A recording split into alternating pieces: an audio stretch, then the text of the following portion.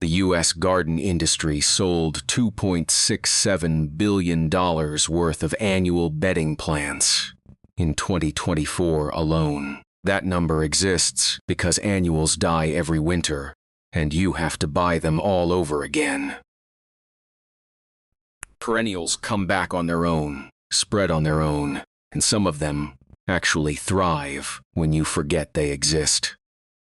So, why does every garden center put the annuals at the front of the store and the perennials in the back corner? These are 13 tough perennials that survive total neglect, and once you plant them, you are done. It was 1987, and my grandmother was planting marigolds for the 32nd year in a row. Same flat, from the same garden center. Same $12 every April. She did that for another decade, before my grandfather quietly stuck a few daylilies along the fence. Those daylilies are still there. The marigolds needed replacing again this spring. That one fence row taught me everything I needed to know about where your gardening budget should go. The annuals gave her one summer of color. The perennials gave the whole family decades. And the garden center never once suggested she switch. They made more money selling her the same marigolds every year. Every plant on this list meets 3 rules. It survives in zones 3 through 9, or close to it. You can find it at a local nursery for roughly $3 to $8 per pot, and it does not punish you for skipping a week of watering, a month of fertilizing, or an entire season of paying attention. If you are the kind of gardener who plants something in April and then forgets about it until October, this list was built for you. Number 13, daylily. You can buy a single daylily fan for around $3 to $5 at most nurseries. And within 2 seasons, that one fan becomes a clump of 8 to 12. By year 4, you are dividing it and giving divisions away to neighbors. That means your $3 investment just produced 5 or 6 free plants. Daylilies handle full sun, part shade, heavy clay, sandy loam, road salt, and drought. They grow in zones 3 through 9. The variety Stella d'Oro blooms from June through September. If you snap off the spent stalks, but even if you never touch it, you still get waves of gold flowers all summer. Plant them 18 inches apart along a fence line or a driveway edge, and they fill in completely by the 2nd year. You never need to stake them, spray them, or fuss over them. One neighbor of mine planted a dozen fans along her mailbox in 2009 and has not spent a single dollar on that bed since. It looks better now than it did on planting day. Number 12, black-eyed Susan. Rudbeckia is a native wildflower that grows along highway medians across the eastern United States. If a plant can handle the exhaust, gravel, and zero irrigation of an interstate shoulder, it can handle your backyard. Hardy in zones 3 through 9. A 1-gallon pot runs about $4 to $6. Black-eyed Susans self-seed freely, so one plant becomes a patch within 2 years, without you lifting a finger. They bloom from midsummer through the first hard frost, and their dark seed heads feed goldfinches through the winter. If you leave those seed heads standing through fall and winter instead of cutting them back, you get free bird entertainment and free new plants come spring. The only thing that kills them is soggy soil. If your yard drains even halfway decently, these will outlast you. Number 11, sedum, sometimes sold as stone crop. Sedum stores water in its thick, succulent leaves, which means it laughs at drought. The upright variety called Autumn Joy grows about 2 feet tall and produces huge flower heads that start pink in August, turn copper in September, and darken to russet by October. You get 3 months of changing color from a plant that asks for nothing but sunshine. Hardy in zones 3 through 9, you can pick up a 4-inch pot for $3 to $5. Sedum roots from broken stems, so if a piece snaps off during planting, just push it into the soil and it grows a new plant. Try doing that with a petunia. The low-growing varieties like Dragon's Blood also work as ground cover between stepping stones or along the edge of a patio where nothing else will survive the heat radiating off the concrete. Both types attract butterflies in late summer when other flowers are winding down. Number 10. Coneflower.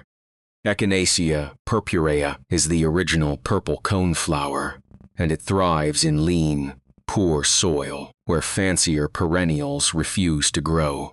A garden center pot costs $4 to $7, and the plant is hardy from zone 3 all the way to zone 9. Coneflowers bloom for 6 to 8 weeks in midsummer, attract butterflies and bees, and leave behind spiky seed heads that feed birds through winter. Once established, they do not want fertilizer. They do not want rich soil. They do not want to be fussed over. Overwatering and overfeeding produce floppy, weak stems, while neglect produces sturdy, upright plants covered in flowers. Neglect makes this plant stronger, not weaker. The less you do, the better it performs. If you have a patch of dry, rocky ground where the lawn gave up years ago, coneflowers will turn it into the best-looking part of your yard. Number 9. Catmint. Nepeta is a mint relative that blooms in waves of lavender blue from late May through October if you shear it back once after the first flush fades. If you never shear it, you still get a solid month of flowers, plus fragrant gray-green foliage the rest of the season. Hardy in zones 3 through 8, catmint costs about $5 to $7 per pot and spreads into a dense, weed-smothering mat within 2 years. Deer leave it alone, rabbits will not touch it, and mosquitoes tend to avoid the area where it grows. The only creatures that love catmint are bees, butterflies, and gardeners who are tired of babysitting their flower beds. If you plant catmint along a walkway, you also get a burst of fragrance every time someone brushes against the foliage. That kind of sensory detail makes a $5 plant feel like a $50 landscape feature. Plant 3 catmint plants 18 inches apart along a front path, and you have a fragrant, blooming border that costs less than a trip through the garden center checkout line. Number 8. Yarrow. Achillea millefolium grows wild from roadsides to meadows to rocky hillsides where nothing else survives. Has been thriving across North America without irrigation or cultivation for as long as the continent has been documented. No watering schedule, no feeding routine, no attention of any kind. You can buy a nursery pot for $3 to $6, plant it in zones 3 through 9, and then walk away. Yarrow blooms in flat-topped clusters of white, yellow, pink, or red from June through August. And those clusters attract beneficial insects like ladybugs and lacewings that eat garden pests. So yarrow does not just look good, it protects the plants around it. The ferny foliage stays green into late fall, and it spreads quickly enough to fill a bare patch in one growing season. If it starts spreading wider than you want, just pull the edges. That counts as your total annual maintenance. You can also cut the flowers and dry them for winter arrangements that last for months on a shelf. Number 7. Creeping phlox. Phlox subulata is a ground-hugging evergreen that erupts into a carpet of pink, purple, white, or blue flowers every April and May. It drapes beautifully over rock walls, slopes, and raised bed edges. Hardy in zones 3 through 9. A 4-inch pot costs $4 to $7, and each plant spreads about 18 inches per year. After the spring bloom, the dense mat of needle-like foliage stays green year-round and chokes out weeds underneath it. You never need to mow it, fertilize it, or water it once it is established. If you have a slope that is difficult to mow or an area where grass refuses to grow, creeping phlox solves both problems at the same time. It holds the soil, it suppresses weeds, and it looks like a waterfall of color every spring. That is what a living mulch looks like when it also happens to be gorgeous. Number 6. Russian sage. Perovskia grows 3 to 4 feet tall, with airy spikes of lavender blue flowers floating above silvery foliage from July through September. It looks expensive and architectural, like something a landscape designer would charge you $400 to install in a commercial planting. A nursery pot costs $5 to $8. Hardy in zones 4 through 9, Russian sage wants full sun and well-drained soil. That is the entire care sheet. It tolerates drought, heat, wind, poor soil, deer, and neglect. The silvery stems hold up through winter and add structure to the garden even after the flowers are gone. Cut it back to about 6 inches in early spring, and it rockets back up. If you want a plant that makes your neighbors think you hired a professional, this one does it for the price of a coffee. 3 plants, spaced 2 feet apart, create a hedge-like effect that screens a utility box or an air conditioning unit beautifully. If you are finding this useful, go ahead and subscribe. I cover budget gardening tips like this every week. Number 5. Blanket flower. Gaillardia is a native wildflower that grows in sand dunes, prairies, and the medians of Texas highways. It blooms in bold rings of red, orange, and yellow from early summer through fall, sometimes all the way to October in warmer zones. One plant in a 4-inch pot costs about $4 to $6 at a nursery and fills a 2-foot spread by the end of the first season.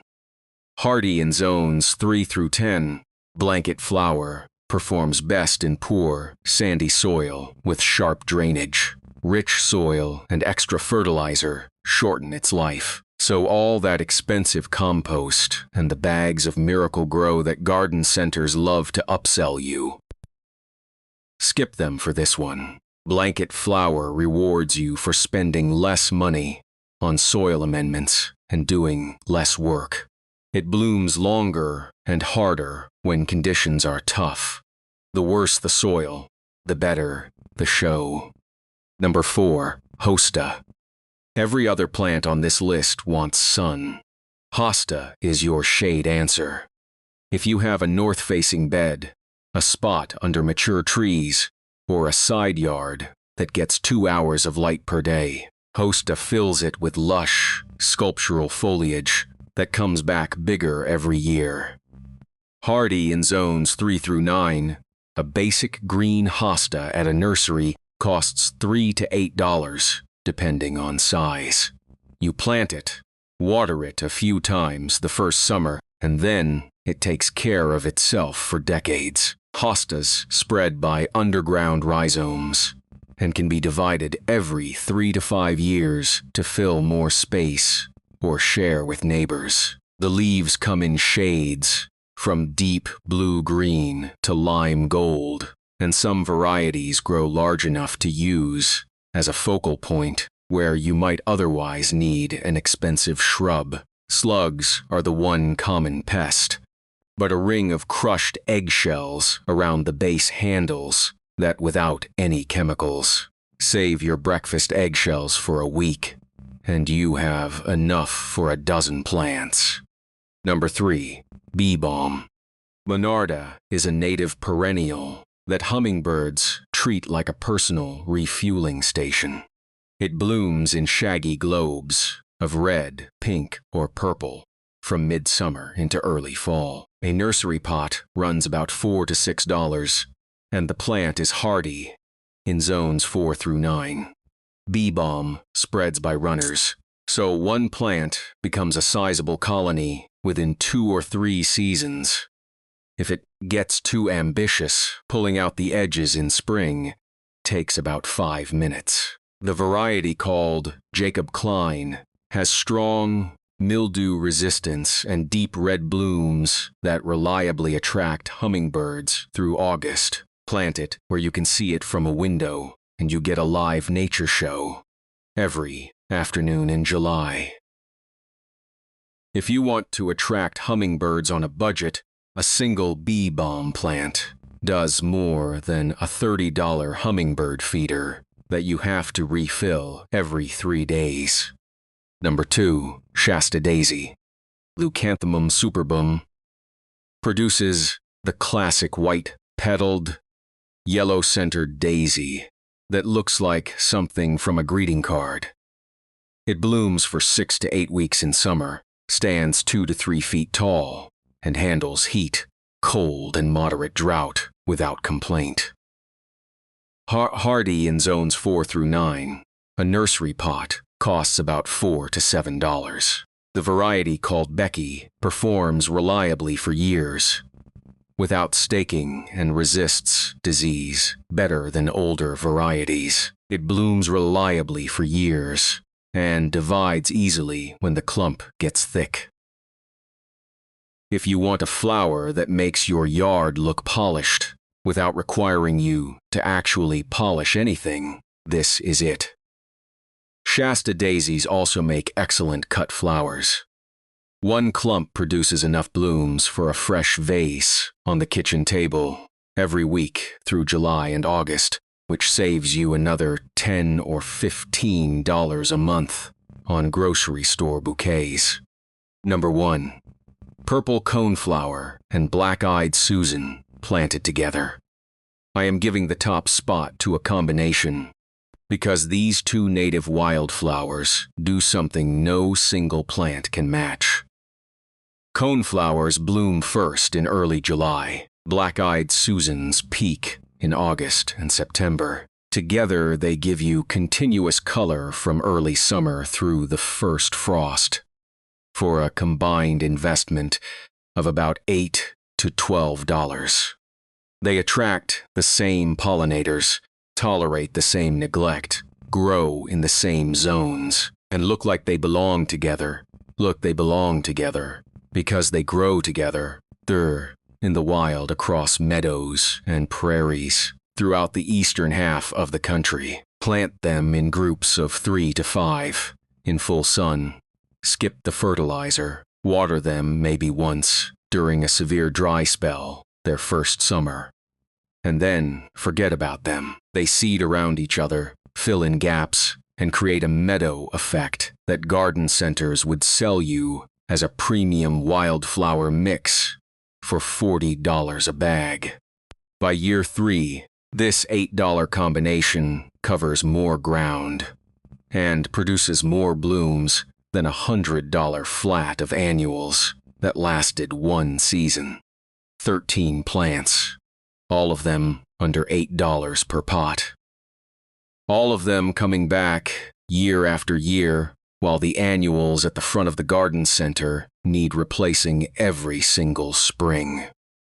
Your grandmother's marigold money could have built a permanent garden 30 years ago, and nobody at the register would have told her that. Now you know. If you want more ways to save money in the garden, there are plenty of videos on the channel.